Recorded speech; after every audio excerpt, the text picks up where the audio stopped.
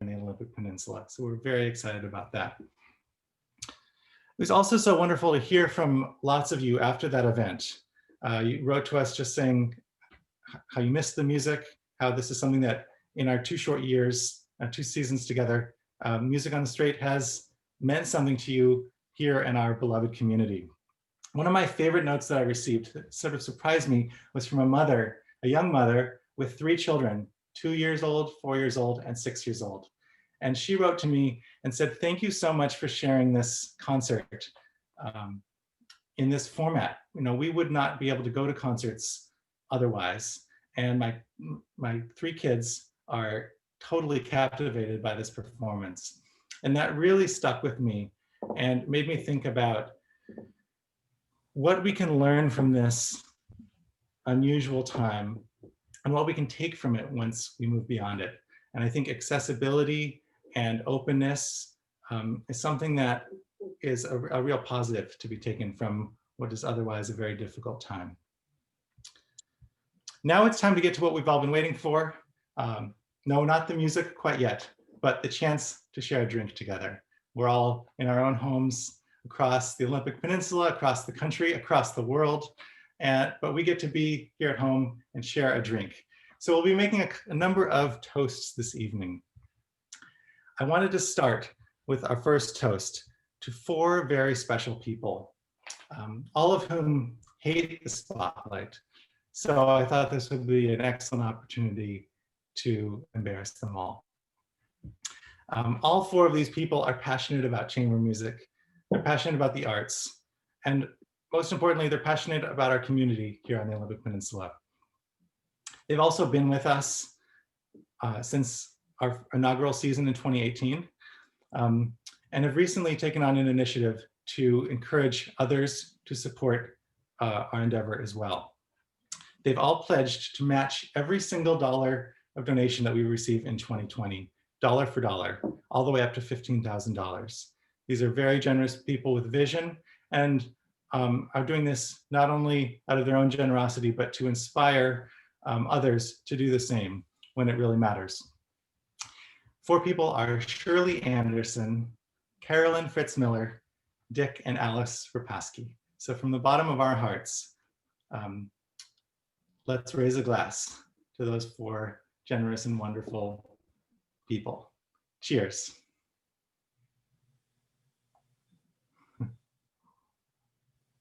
Okay, on to our next toast. I'd like to turn to someone who needs no introduction. My dear friend and co-artistic director, Richard O'Neill, was just nominated for a 2020 Grammy Award.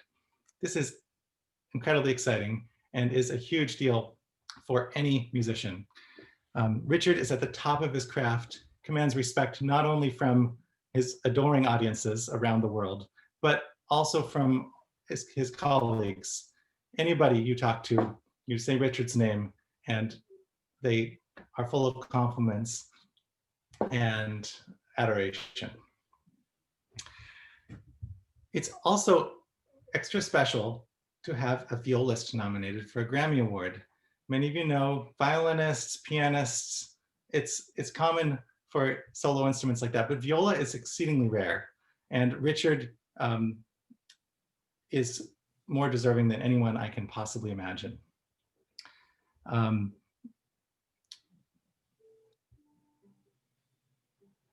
top of that, not only has the viola been nominated, but a piece by a living composer has been nominated for a Grammy. So Richard's recording of the Christopher Theophanidis viola concerto is up against some of the greatest artists in the entire world. And I certainly hope that Richard ultimately gets the win. He's one of the most generous, hardworking people and musicians that I know. And on top of that, he just happens to be one of the greatest violists in the entire world today. And I'm proud that we both call the Olympic Peninsula our home. And I'm proud to call him my friend. So cheers to you, Richard. Congratulations on your Grammy nomination.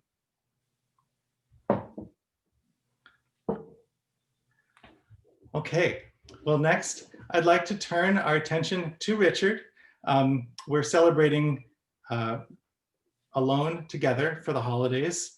And so it seemed fitting to have Richard perform alone. He's currently in quarantine in Korea for several weeks. He has no other human contact, but he's able to share this wonderful program with us across the world. So to begin, some Bach.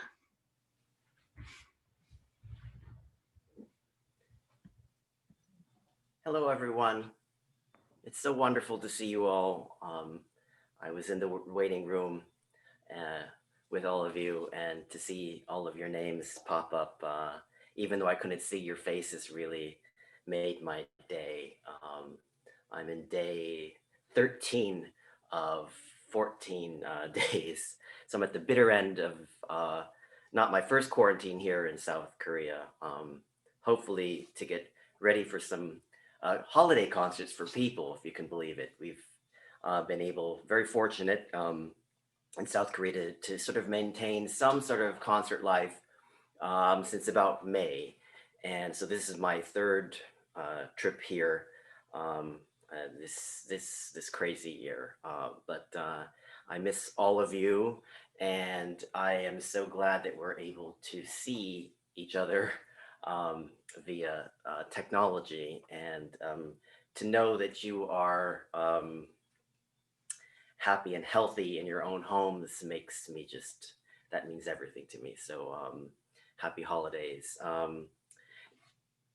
In May was my first trip here to Korea, and 14 days alone is a very, very long time, especially with very spotty internet and no TV. So, what does a musician do when faced with those sort of things? Well, of course, you practice. And the music of J.S. Bach has been a constant in this year of certainly chaos. Today, what I'd like to share with you is one of my favorite of the 6 cello suites transcribed for viola, the second suite in D minor. D minor is a very contemplative, ruminative, human key, and Bach chooses this key for his second suite, which to me is incredibly personal, and like some of his other D minor works are of the human personal tragedy, or the personal inner struggle of life. This suite is in 6 movements. Starts with a wonderful prelude, a devastating prelude in a sense, because the main figure, the sort of rising triad, reaches up and it falls, and it reaches up again and it falls, and it reaches up again and falls. Kind of similar to trying to have music on the string for the season. Yes, like all of us, it's the human struggle.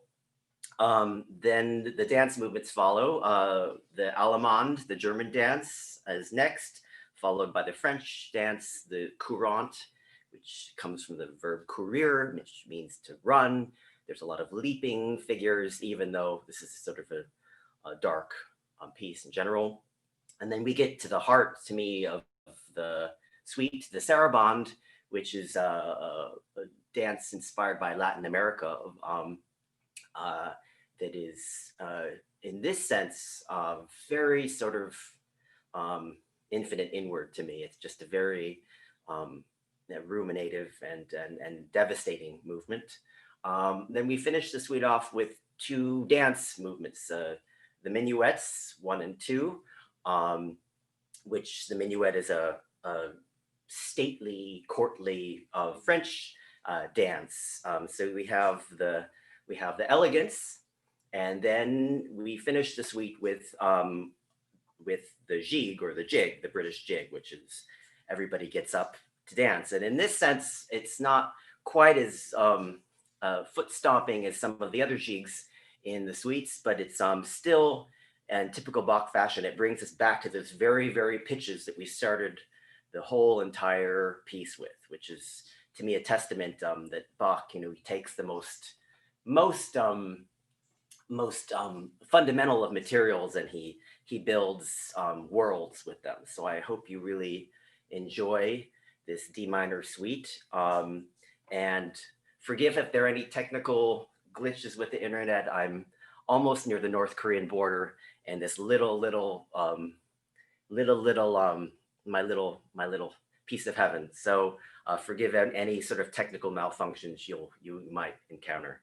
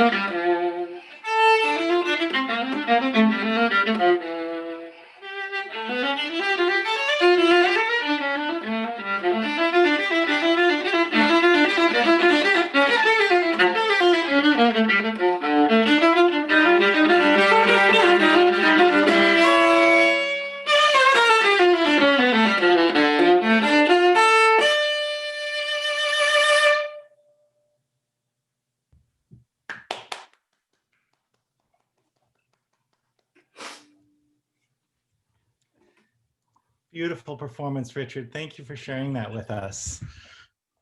Thank you, James. It seems so fitting for this time.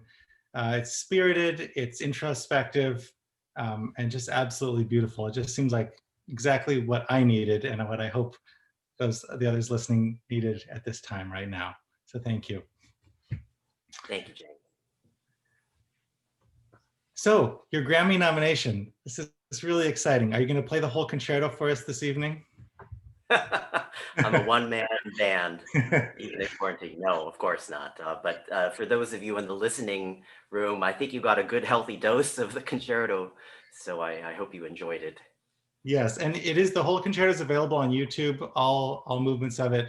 I definitely recommend checking it all out. It's a masterpiece. But I wanted to talk to you a little bit about the concerto some more. Can you just tell us about the composer who wrote it and the concept behind its conception?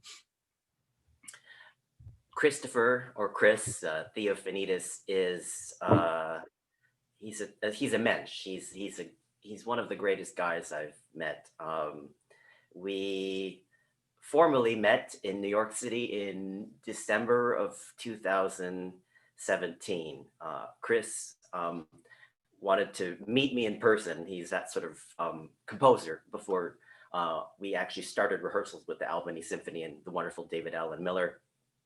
But Chris, he teaches at Yale, and he wrote to me. He's like, Richard, I'd like to tell you some personal feelings about this concerto. So would you be willing to meet me while you're at Lincoln Center? So I ran across the street to Starbucks, and we met in the days when you could do that. And Chris, in the first instantly, I could tell he was just the most caring, sensitive, worldly, funny, and just great guy. And Chris proceeded to tell me that he had a little bit of the concerto was born sort of like out of the ashes, literally. Both of us were living in Manhattan during the attack on the World Trade Center, the planes flying into the Twin Towers. And everyone here knows it in the whole world. It was one of those, like the coronavirus, maybe a earth-stopping moment. And Chris said, I had been writing this concerto based on wonderful Navajo poetry recommended to me by the violist Kim Kashkashian, who's a dear friend and who the piece is originally dedicated to. And Kim gave me these beautiful, they're very enigmatic, but it's somehow perfectly fitted to the music. Like the first movement title, Black Thunder, Black Dancer, incredibly ceremonial, incredibly dark, but there's this incredible vitality to the piece. But Chris was sort of in the middle of writing this composition, and then this happened. This terrible, one of the most terrible things in my lifetime. And he couldn't write anymore. He had to stop.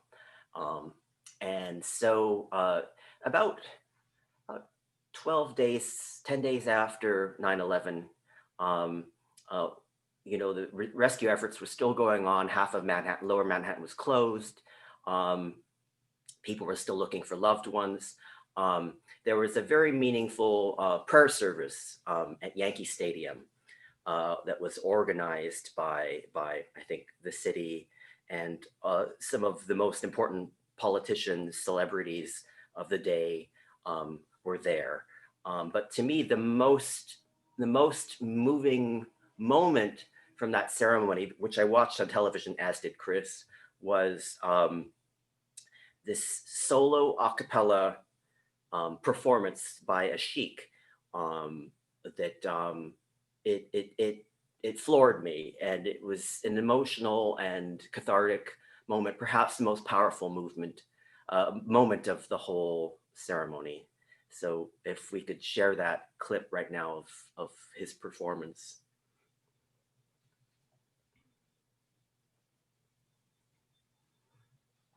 अपनी मेहर कर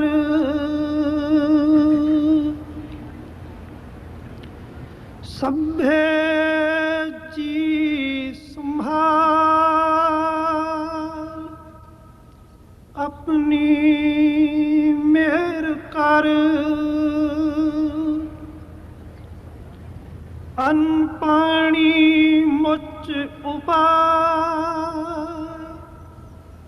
ਦੁੱਖ ਦਾਲਤ ਭੰਤਾਰ ਅਰਦਾਸ ਸੁਣੀ ਦਾਤਾਰ ਹੋਈ ਸ੍ਰਿਸ਼ਟ ਠਾਰ लेहो कंठ लगाए अपदा सब हर नानक नाम त्याग प्रभ का सफल कर बोले सो निहाल सत श्री अकाल thank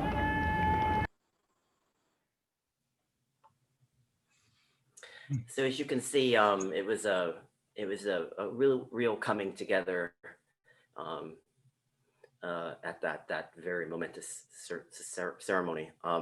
So Chris literally quotes this melody in the third movement, the heart of the concerto.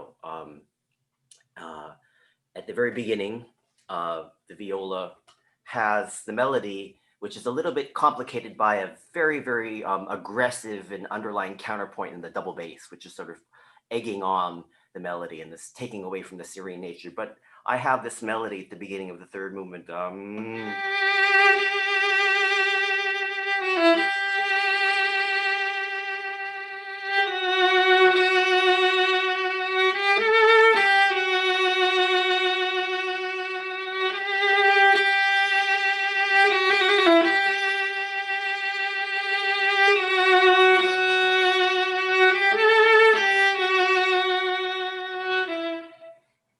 And from that counterpoint between the original chic melody and the double bass figure, the orchestra joins on this unison F. So you can imagine a whole orchestra just coming together on one single pitch, and it almost creates this tangible field of sound. It's like this very warm, like a Tibetan singing bowl. If you've ever heard one of those things, it's this it surrounds you with warmth. And so over this F in the entire orchestra, I have this sort of hymn, this sort of, I think, a prayer, literally a prayer from Chris for peace and I'm all by myself, and the orchestra, like a lot of the movements, is completely static and lets me be infinite inward. And from that, there's a little kernel of activity still on the same F, and the orchestra comes alive. And to me, one of the most meaningful moments in the whole piece is it starts glowing and buzzing and catches on fire, and then the entire melody is taken by the whole viola section. So I'm joined, I have added reinforcements, and that comes to a very strong climax on these three chords, almost like the three bells striking, or the three trumpets signaling the end. And from that, we return back to the very beginning, where the orchestra just drops out and leaves me in basically my only solo cadenza in the entire concerto, where I'm singing the chic melody in its word for word. And it's one of the most beautiful things. And then the movement comes to a close. I'm not doing this justice by describing it. You can listen to yourself, but it's a really, performing this piece live in Albany when we did it, you know, a lot of modern composition, especially a viola concerto, a lot of times viola pieces are very introverted and very humanly, and the audience was just, they I'm not talking about me, but the piece was so well received, it was rapturous. I think there's something really transporting and almost like this incredible darkness traveling towards the light. At just the very bitter end, it sort of takes this very very quick turn to the light. And it's a really, no matter what happens with this nomination, which is a tremendous honor, not only for me but for the musicians of the Albany Symphony, who, for the most part, many of them have not been working and have not been paid for months, and it's painful. It's painful for me to see people struggling to take care of their families, and it's so so whatever happens with this nomination, you know, we did ourselves proud by getting this far, and hopefully the piece will, you know, be able to bring it to you and the peninsula with Jonathan and the wonderful Port Angeles Symphony at some point. I would love to share it, and I would love to share it with everybody. But in this time when we can't gather, at least we have YouTube. Thankfully, we have YouTube. So thank you, Richard. That was a wonderful description and incredibly moving to hear that performance in Yankee Stadium over December 11th, and then how it transforms into this haunting viola melody in the third movement. I was thinking a little bit as I was listening, just without making too many comparisons, just how that time, 9/11, an incredible tragedy for the world, but unified humanity, unified Americans, and the whole world in a way that, in some ways, this pandemic that we're living in, it parallels that in the bonded spirit that we have. Do you see that at all in between these two kind of pivot points in our history? I think, like all of us, we've had a lot of time on our own to think. Yeah. And my takeaway is, yeah, these moments maybe stress what all world religions sort of get at, is like the interconnectedness of all beings, all living creatures. You know, we can't tangibly say how we're connected, but we are living. We're all here, and I think that this virus has been a challenge because it's literally affected everyone's life across the globe, and unfortunately, it's still taking its terrible toll. But on the positive side, if there is any positive side, I guess there always is a positive side. But I think I've seen a lot of heroism from our healthcare workers, and a lot of just sacrifice. You know, they've been working 200 some days nonstop, many of them with no break, to help take care of us and keep us alive and healthy. And I've seen so many acts like why we're here today. You know, we, in this terrible financial time, you know, we have four of our angels, you know, that have stepped up and have stood behind us, and getting to see you and the new waterfront center, and celebrate that unbelievable accomplishment in the community, and seeing Jonathan and our Port Angeles Symphony contingency. We're separated a lot, but the moments like this where I actually can, hopefully at the very end, I can see everybody's face, you know, when we can Zoom, it makes you feel like, yeah, it's in some ways, this technology is great because we never really get to see each other this close, right? We're usually at a distance, but with this, we can basically converse anywhere, anytime with anyone. Yeah, that's wonderful. Thank you for those words. That sums it up just perfectly. I wanted to ask you now a little bit.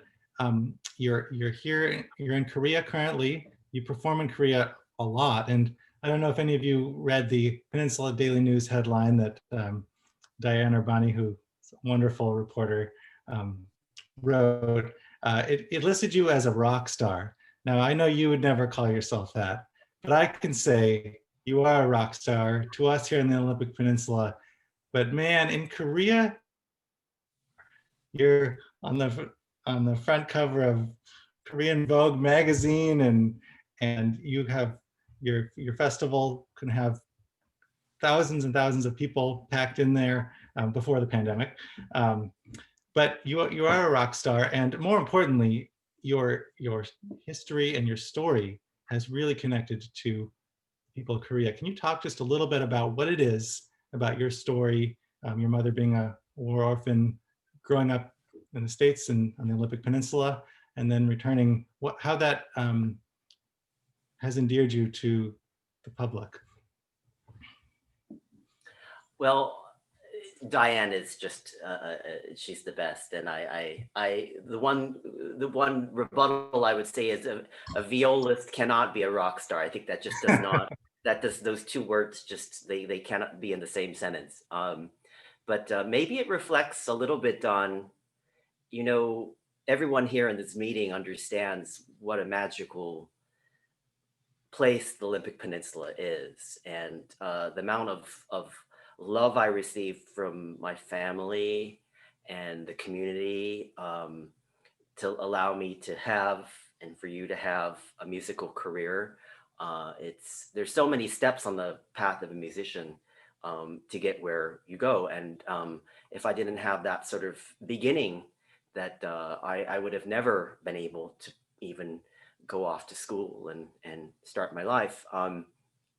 I think another aspect is, when I was introduced to the Korean public, it was, to very, very many people, but it was not as an abstraction. It was really the story of my mother and her incredible journey, as basically a war orphan, who has endured incredible trials, living on the streets and ending up in orphanage, and sustaining pretty severe injuries as a child, and how she's like sunshine. My mom, she's just so happy, and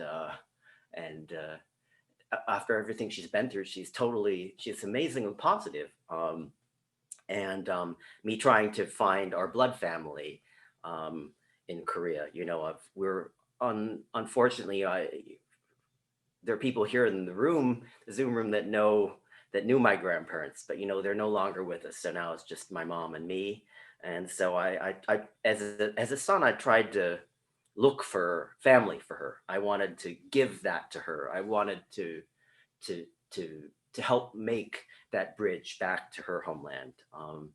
And so in 2004, we traveled here together. I brought her, and it was a very meaningful time. We met a lot of families, and unfortunately, none of the families were our blood family. But what we both learned from that trip was, we're part of the human family, and Koreans.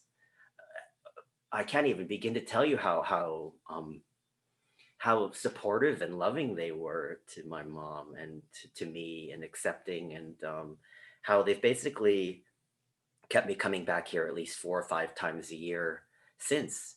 And it's an incredible country. I really wish I could. I wish I could just take you out right and show you my balcony. I'm about 5 miles away from the DMZ, which is a very unfriendly, dangerous place.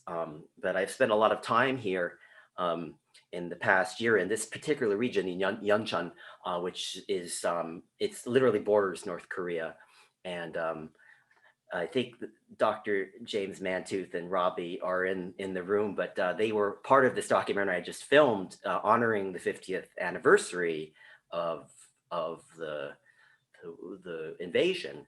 And I think Korea is a little bit like my mother, not to diminish either by comparisons, but Korea has, it's a separated country with a very militarized, aggressive border, and separated. A third of the population is separated from families, or people have died. So tragedy is very, very close to the surface for all Koreans. But you come here to Seoul, and you land at the airport, and you see this most amazing triumph of hard work and perseverance, and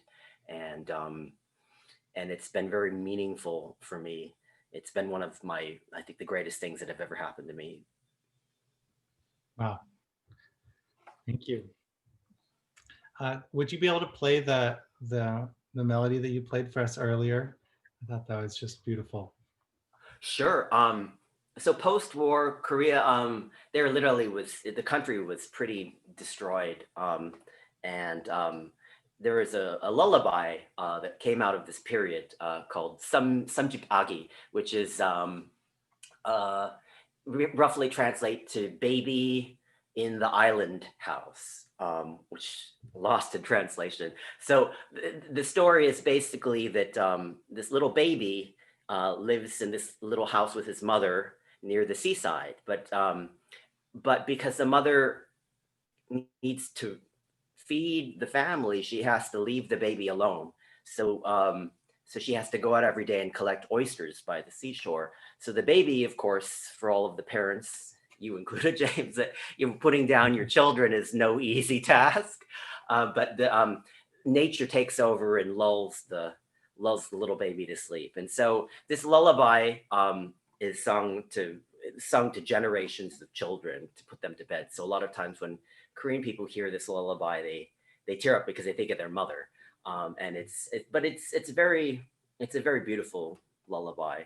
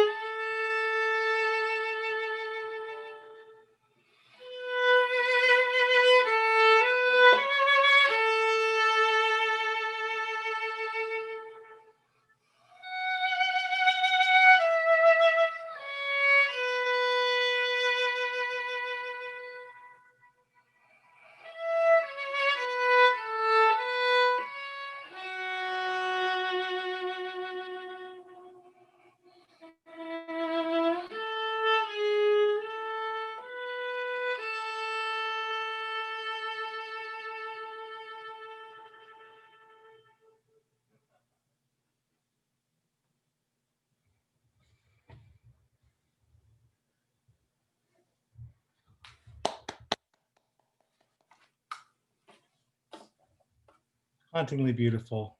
Thank you for sharing that. James, I'd like to take this moment maybe to say I don't know who's in the waiting room, but whether you're in the waiting room or not, Shirley and Alice and Dick and Caroline, thank you for thank you. Uh, it means so much to us.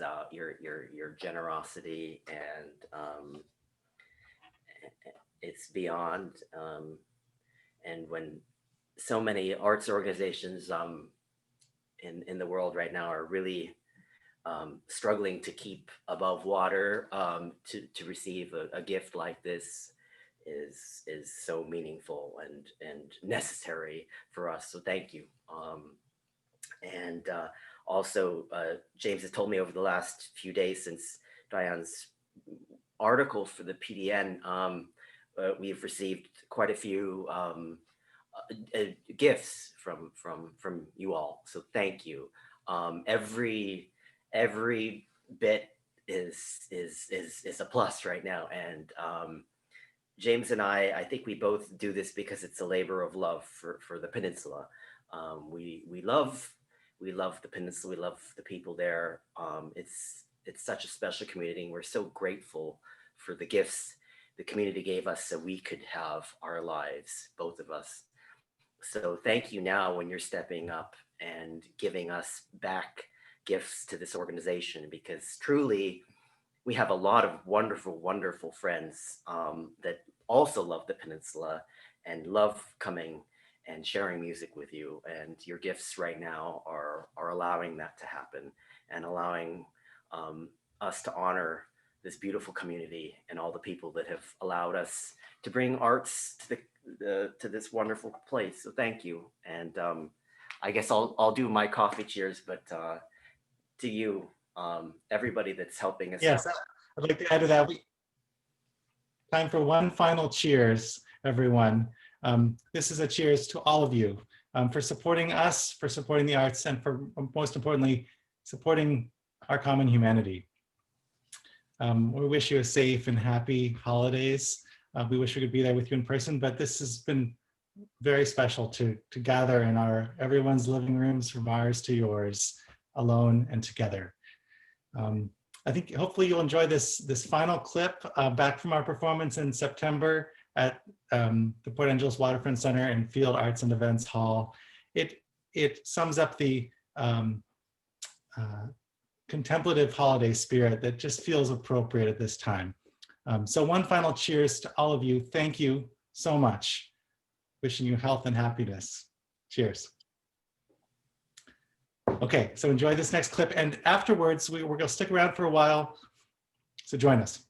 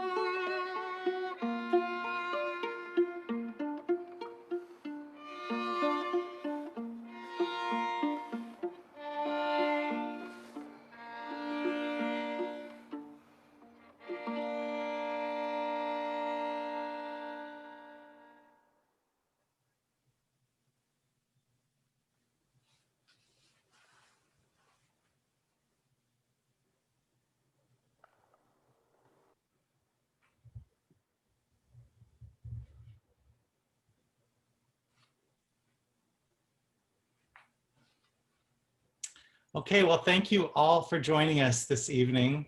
It's so wonderful to see all of your faces. I'm seeing more and more kind of pop up. If any of you would like to turn on your video cameras now, no pressure, but if you'd like to turn those on, we'd love to see you so it feels like we're all here together. And we'll attempt a chance to have a bit of a conversation. Now, there's currently 83 people in here, so this.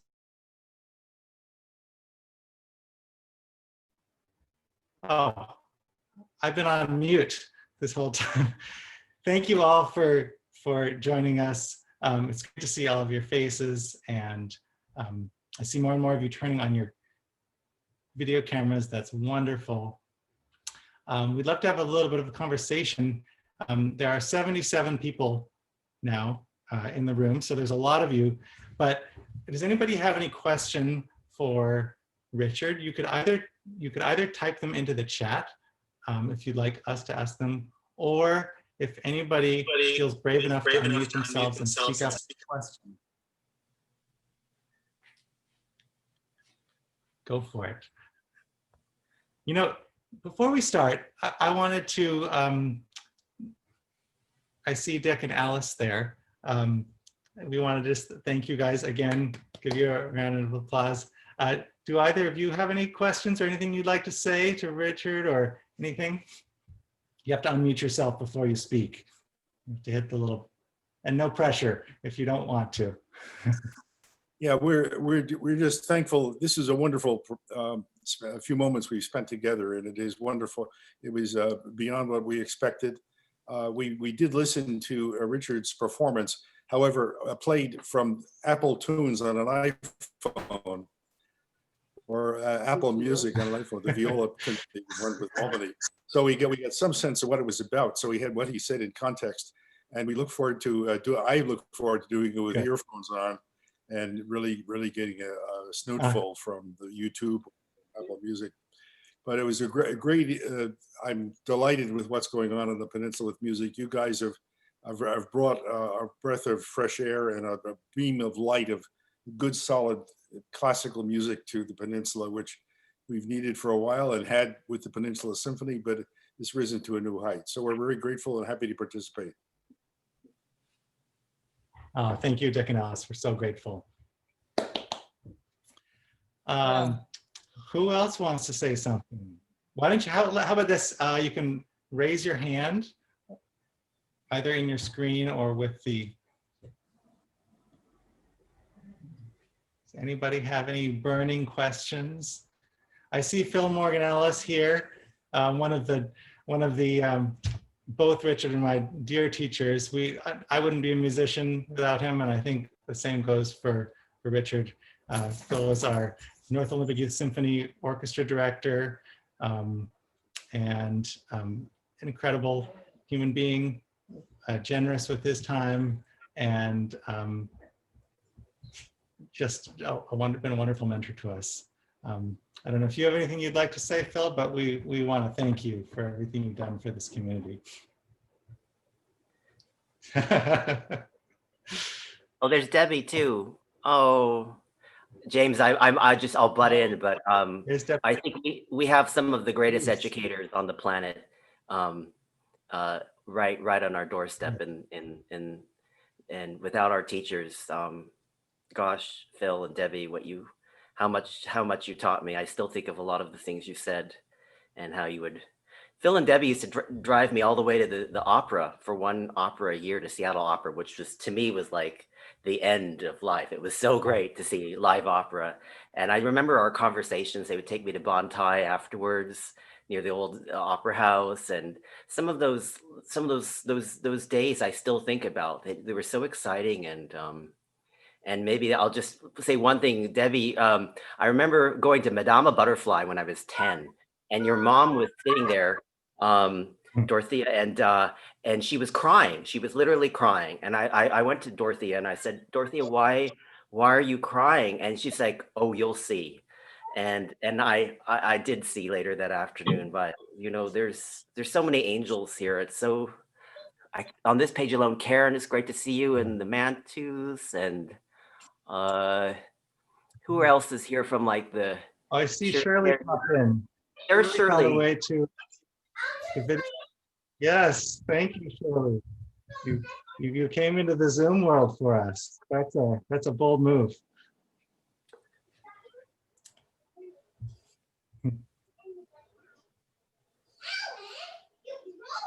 Any questions from anyone?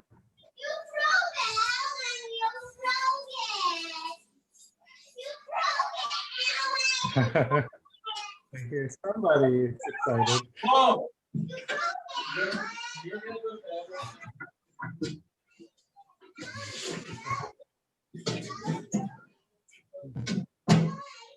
I see. Hey, James. Kelly Jensen.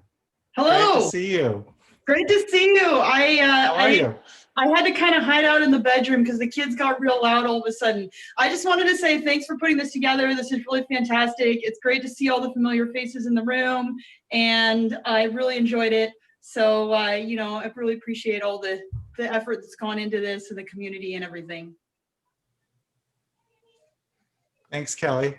Kelly was one of my, was in the Port Angeles High School Chamber Orchestra with me, and also that's where I met my wife as well. We were all in the chamber orchestra together under the direction of Ron Jones, who is another one of those educators on the peninsula who has changed immeasurable lives. I mean, I'm one of the few that became a professional musician, but more importantly, you know, the educators, they connect to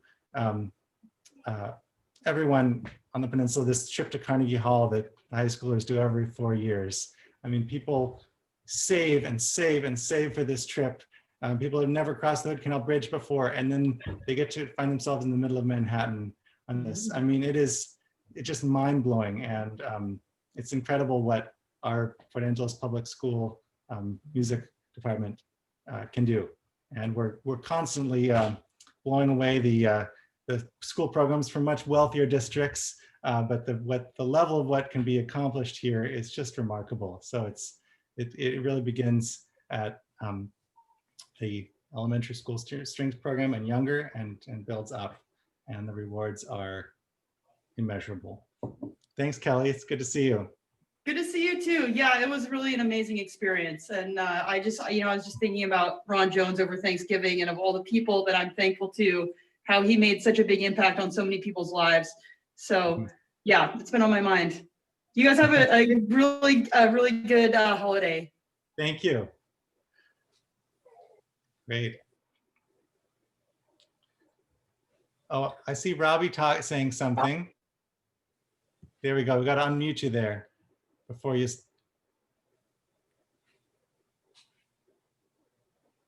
Still muted, but you're going to get there.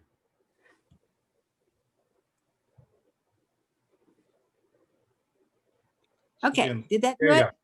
go. Okay, so I think we're probably all wondering when are we going to get to hear you both and some of your musical friends again here? Do you have any kind of tentative schedule? We have lots and lots of plans, and man, we've made so many plans that we've had to cancel. I cannot tell you, but yes, we are going to do that. And thanks to the, especially if we can get ourselves on solid financial footing, we'll feel confident to move forward with our plan A, our plan B, and our plan C for the summer. We already have a great roster of musicians tentatively lined up for this August, but we have to wait and see exactly how things are going to pan out. So we're going to try to remain able to adapt, but planning for the best. We're also hopeful that we might be able to do a virtual concert possibly in February. But we also have to wait and see whether the state restrictions will allow a small group of musicians to actually assemble in person. So we're waiting and seeing. But I also see on the screen the husband of your cousin, Robbie, Mark Schechter, next to you, who you talked about, just came out to we've been loaned a piano from the Waterfront Center. Until they're able to open their concert hall, we have a piano that we're going to be able to borrow from them and kind of look after, the idea is that we would be able to broadcast a virtual concert from the home that piano's in. And it's in a space on Lake Sutherland with a nice acoustic that I think would make for a great virtual concert. But again, we can't announce anything until we know we're going to be able to actually do it. And then in August, we're looking at either probably the 2nd and 3rd weeks of August, or the 3rd or 4th weeks in August for our festival. So we're planning, we're trying to stay ready to adapt. but we really want to and we need to be able to come back strong. We missed a whole season, and if we missed two, it becomes very challenging to keep our momentum. And thanks to all of you, this festival has grown quickly, and we hope we can keep the momentum up so that it'll be around for years to come.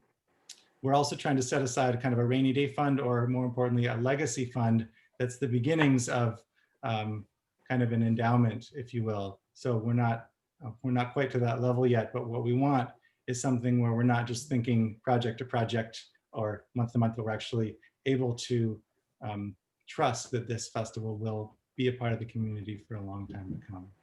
So, James, if thanks, I could Galbi. butt in again, thanks to James and Chuck and you know, a lot of musicians, because of the cancellations, so many musicians haven't had any income, especially freelancers, for 9 months now, which is very hard to survive, as you can imagine. So thanks to James and Chuck and quick thinking and some, we were able to offer all of the canceled artists some of their fee, which I think was very important to all of us, that we honor them. And some of your favorite artists, I won't call them out by name, but they donated back their fee, saying that they loved what we did and that they hire us when you come back. So people are all trying their best to make lemons out of lemonade. Yeah, absolutely. And speaking of Chuck, Chuck and Darlene Whitney, they're also some saviors of our festival. Chuck is our production manager. I can just call him and he can, take care of anything that I need. And he does it with a smile on his face. Many of you know Chuck. I met him growing up, and he hired me for my very first paid gig. My father-in-law built his house that he until recently lived in, and to warm up that house, he actually first talked to my father-in-law, who was building his house, who he'd heard that his daughter played the violin, who I was dating at the time, Emily, and I'm now married to her. But he'd asked her first to do the gig. She declined, and then they asked me to play. And then that was my first paid gig. So I was second on the call list, but I'm still really glad, Chuck, that you hired me. And, you know, we kept on working together. So thank you for that. Any other burning questions from anyone? Seeing everyone's face just makes, I really want us to be together in person soon. So we're hoping that vaccinations will make for quick progress, but we're also not going to try to get ahead of ourselves because things move slowly. But we're committed to this community, and we're committed to all of you, and we're so grateful to have your commitment to us. Thank you from the bottom of our hearts. Any last? Okay. Thank you all for joining us. Cheers to you all. Happy holidays, and be in touch. Bye.